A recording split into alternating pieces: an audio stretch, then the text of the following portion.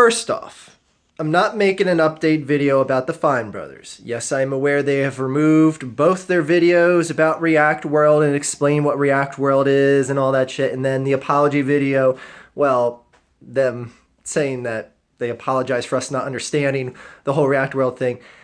They removed all that. They are rescinding all their trademark filings for React and all that shit. And it's all going to go away. They're still losing subscribers for the time being. But it's all going to be forgotten about in a week or two. Therefore, there's no real reason to dedicate a whole video about that again. But what there is time for today is a video about the Super Bowl. Super Bowl 50 is this Sunday. It's between the Carolina Panthers and the Denver Broncos. Ask me about a month ago if I would be excited to see these two teams face each other, and I would have said, no, not really. I would really like to see someone like Arizona and New England go at it. But seeing how things unfolded and seeing specifically how the playoffs unfolded, I gotta admit, I'm very intrigued for this matchup. Very intrigued. Very interested in this game. And when I first saw this matchup, I was like, it's pretty clear who's going to win this game. Like, it's pretty crystal clear who is going to win this game. It's the team that wears teal. How the fuck is teal a color for a football team? Anyway, thinking about things and pacing around in my Florida room a few times, I'm like, you can't really overlook this Denver team. Like, you really can't. Because number one, they have a good enough defense to not shut Cam Newton down, because Cam Newton is playing ungodly MVP football right now.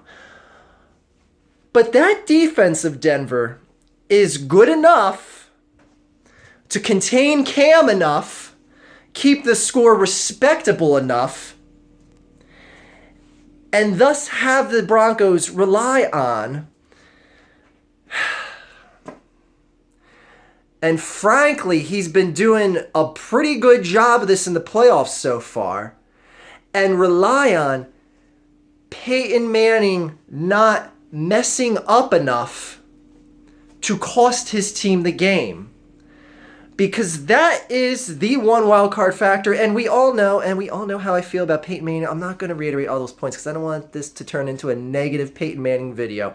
If he shits the bed in the Super Bowl, game on. I'm going to open up a can of destruction on him, the likes of which you haven't ever seen before. But the facts are facts is that Peyton Manning is no longer in go out and win the fucking game for us mode anymore. He's in a role of manage the game, complete a few passes here or there, don't try and do too fucking much, and just don't cost us the goddamn game. And so far in the postseason, Peyton has been doing just that. As much as I despise that selfish fucking prick, he's been doing a fine job in the playoffs thus far in the game manager role that he's got to be in. Because he doesn't have what it takes to take over a game and be that sole reason why a team won a game. Because he used to be that, and he no longer is and never will be again. And that's fine. Every great quarterback eventually has a decline, and this is his. Carolina. If I had to pick a team who I was personally rooting for, and this isn't saying who I think is winning the game just yet. If I had to pick a team who I was rooting for, it would absolutely be the Carolina Panthers, and that has nothing to do with the fact that I'm not rooting for the Broncos because Peyton Manning's there. Because I love the style of football that the Broncos have going right now. I love a defense that can win games, a monstrous defense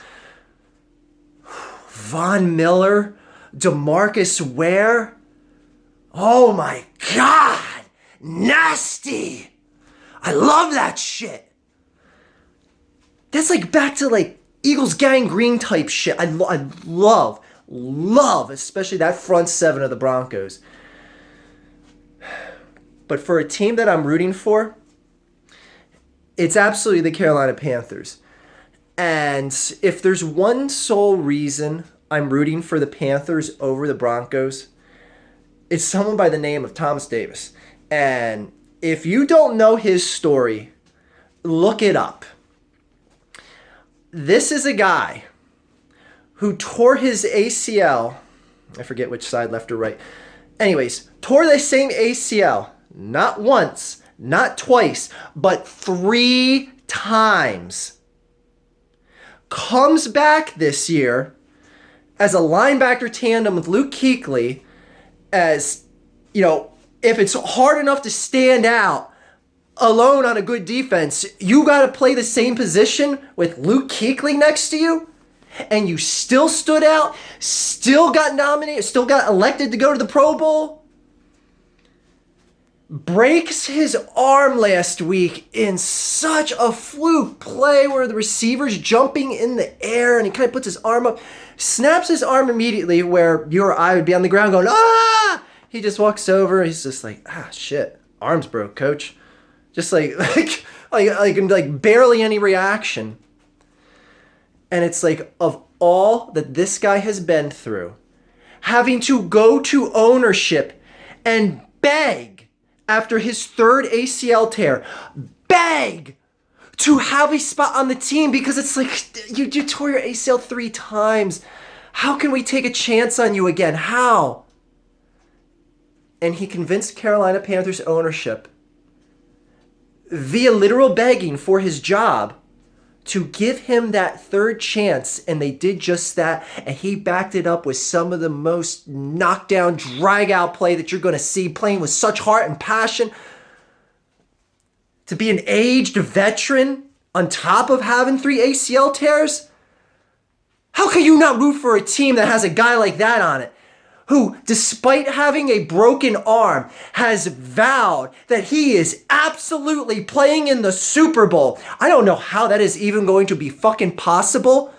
But the fact that he isn't just saying, I'm so disappointed, I'm just not going to be able to play. The fact that he's putting all that aside, sucking up everything, and taking to the fucking field with his fucking Warriors. Oh my God, is it Sunday yet?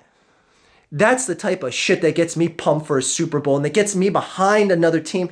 Again, at the end of the day, fuck both these teams and my team's not in it and all. But I love this sport. Fucking love this sport.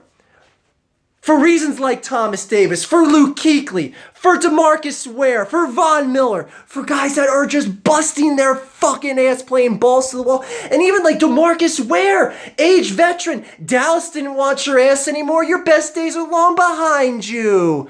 They don't want you anymore. Go ahead to Denver. See what you can do. Now now Dallas can watch you in the Super Bowl. How's that grab you, Jerry? I know, Jerry, you already got 3 trophies. You don't give a fuck. You got your big Jerry world built. You don't care. Why does it always end up on the Cowboys with me? Why? So anyways, another reason why I'm rooting for the Carolina Panthers in this game is because almost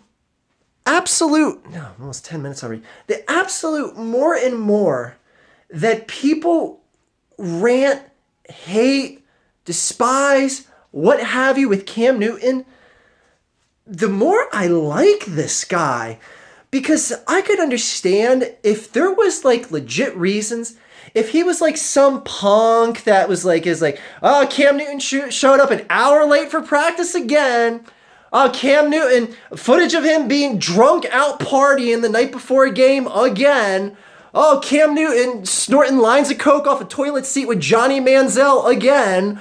Like, if it was shit like that, I'd be like, yeah, man, what the fuck is this guy doing? He's like throwing away his career.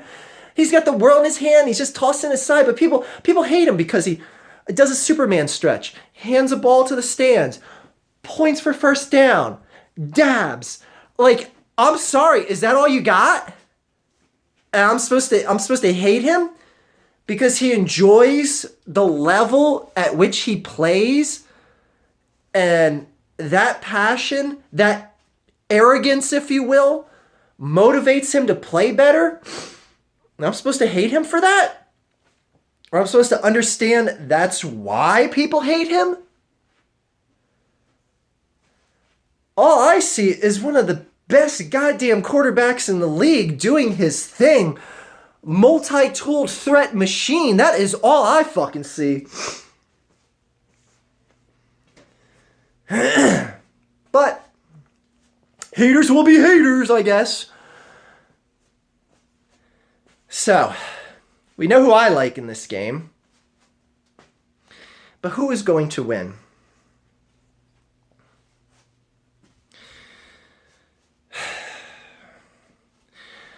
I know Carolina, as of making this video, is a 5.5 point favorite in this game. It's a neutral field.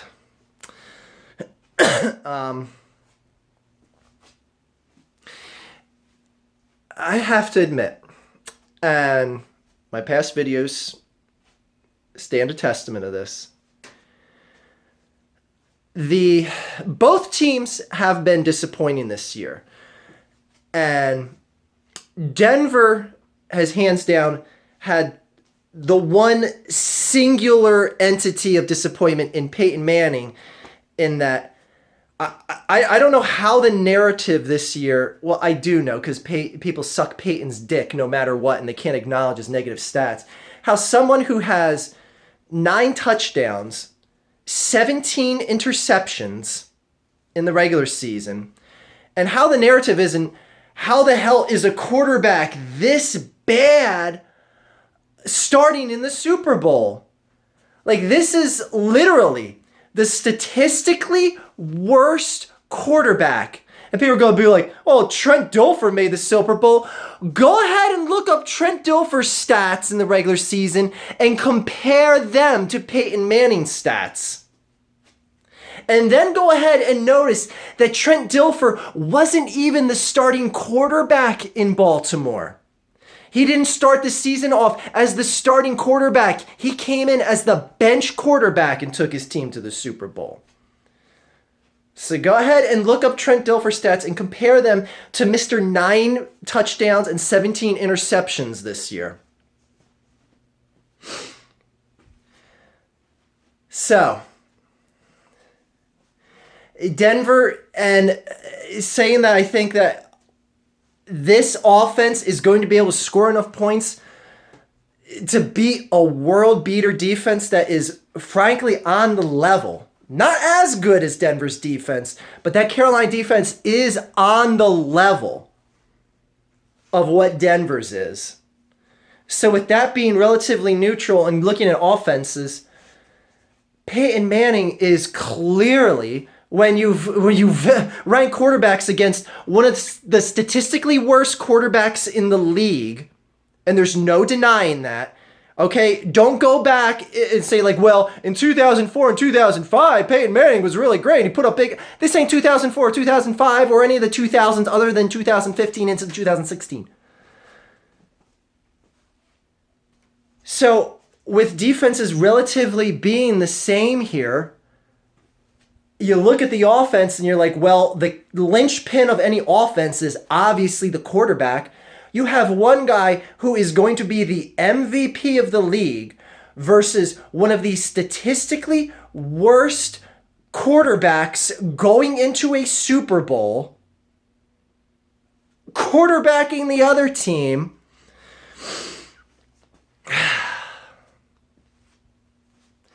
You would think it's then easy to say the Carolina Panthers are the clear choice to win this Super Bowl.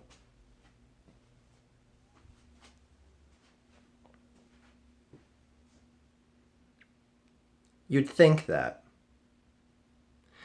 But you'd also think that a team that has an MVP quarterback, a world beater defense, they're going to go into a game with the New York Giants and give up 28 unanswered points in the final 20 minutes of the game. They're going to go against the Seattle Seahawks in Carolina in the playoffs. Let them score 24 unanswered points, and we're an onside kick away from potentially winning the game.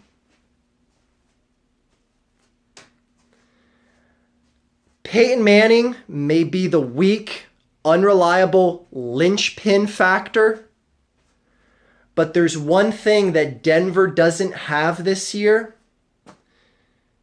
and that is a choke job factor. And I hate to break it to you, but Carolina, I am concerned about you choke jobbing, gagging, throwing up this win. A potential win. Because I sure as hell, no one can be confident. Get up by 3 touchdowns at any point, unless it's under 10 minutes left in the game. Carolina could be up by 3 touchdowns at any point in the third quarter. I guarantee you there ain't a single person in Carolina that's going to be comfortable. Nor should they. I just have a hard time putting my stock in a team that multiple times this season, and yes, they still found ways to win the games. Other than in Atlanta, they found ways to win the games this year, and all but one time is that not true. But you can't ignore what happened in New York. You can't ignore what Seattle did to them. And you can't just say, well, no big deal, because they got shitbird at quarterback in Denver. He's not going to put up points on them.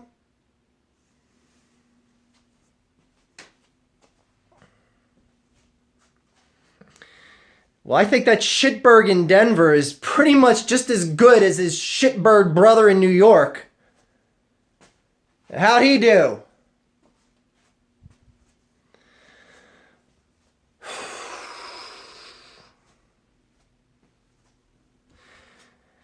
Carolina, I've had shaky faith with you all this season, and there ain't none of you that can tell me that it wasn't justified. Because like I said, you guys in Carolina, any fans of the Panthers, like I said, tell me you're going to be comfortable with a 3-touchdown lead at any point in the third quarter. Because I'm telling you, if Denver has a 3-touchdown lead in the third quarter, that's pretty much a wraps. That's pretty much a wrap. Because I've yet to see this Carolina team come back from a big deficit this year.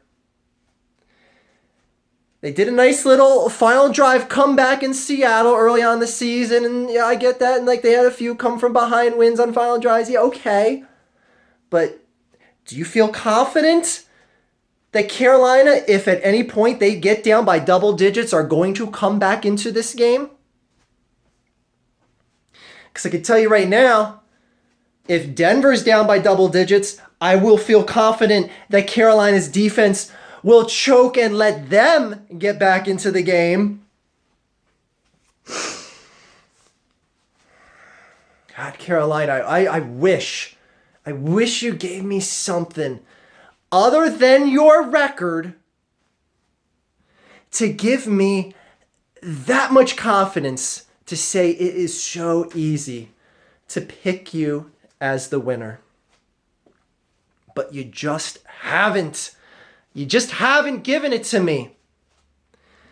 So I have to make a judgment call. Who is going to show up? Who is not going to show up? Which side is going to choke? Which side isn't going to choke?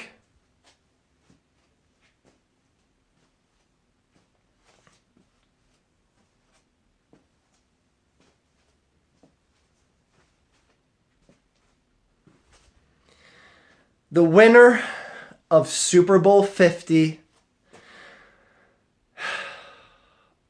I'm sorry. Will be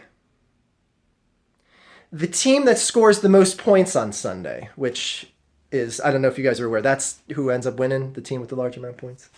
Anyways, all dragging out aside, the winner of Super Bowl 50 will be in my final Super Bowl wrap-up video this Saturday. Thanks for watching, guys. See you on Saturday with my final Super Bowl wrap-up video. All right? Have a good day. That is all. I'm just kidding. It's going to be the Carolina Panthers. The Panthers are winning the Super Bowl. And saying that and honestly believing that, all aside, everything I said, I honestly believe. If Carolina chokes away this potential win, I won't be surprised. If Peyton Manning ends up getting picked off 3 times, I won't be surprised either, and I will giggle my fucking ass off. It's just Carolina's year. It is just Carolina's year. One other interesting thing I want to point out in this Super Bowl matchup. The first pick of the 2011 draft, even Carolina should know who this is, was Cam Newton. Do we know who was number 2 in that draft? A little guy by the name of Von Miller. Number 1 versus number 2 in their respective drafts. Well, not respective, it's the same draft. But anyway, first time in NFL history, a number 1 and number 2 pick will be playing against each other on opposite sides of the field in the Super Bowl that were drafted in the same year. That is going to be very interesting. And honestly, those are probably the 2 guys that are going to be the difference makers in this game. Because Von Miller is the difference maker on that Denver defense. And Cam Newton sure as hell is the difference maker, the only maker, aside from Greg Olsen, on that offense. So Carolina, 8 camel toes. I know you just threw your hands in the air or I don't know, you might have been dead after 6 heart attacks from me making it sound like I was going to pick Denver to win this, but 8 camel toes. Go Panthers. I'm picking them to win. I'm giving your team some love, some confidence. Not that they're going to watch this. I'm excited. I'm excited for this Super Bowl because there's been some uninteresting Super Bowls. Like I'm just glad it's not the goddamn Patriots again. I'm glad it's not someone who a quarterback that I absolutely hate or something like that. I can't stand Colin Kaepernick. I don't want to see him. Well, not that he was even a starting quarterback. But anyway, enough about other teams. It's the Panthers and the Broncos' time to be talking about them. And my time for talking is over.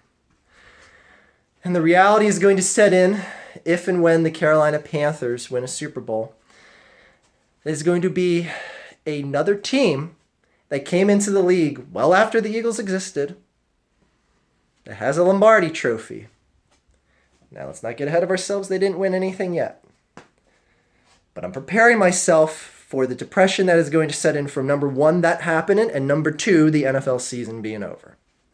But for now, there's 1 game left. I'm excited. I can't wait to see me some football. There's 2 smash mouth defenses. Thomas Davis going out with a cast and bashing people over the head with it.